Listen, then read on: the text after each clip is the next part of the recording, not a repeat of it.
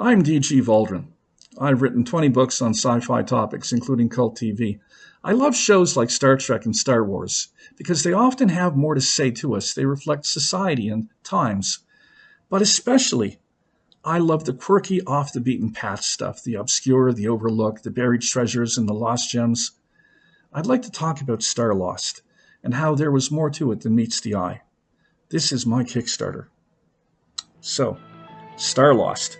Produced in Canada in 1973, running a mere 16 episodes, set 800 years in the future on board a gigantic ark drifting through space. It was remembered as the worst sci-fi TV show ever. Period. End of story.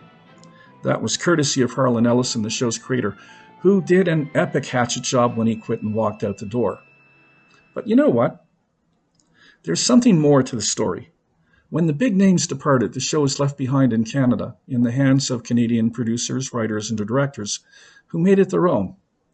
And in those days, Canada was going through its great national identity crisis.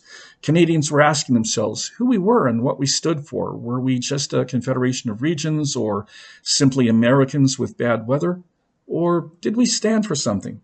What did it mean to be Canadian? What did the future hold for us? Or did we even have a future? These debates about identity and purpose showed up in the characters, the ideas, and stories of Starlost.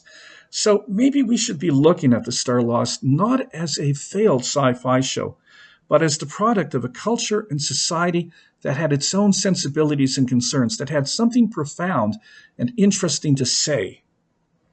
If you're Canadian, or if you're just a fan of sci-fi, but interested in looking deeper, maybe this is the book for you. Join me. Let's make this project come to life.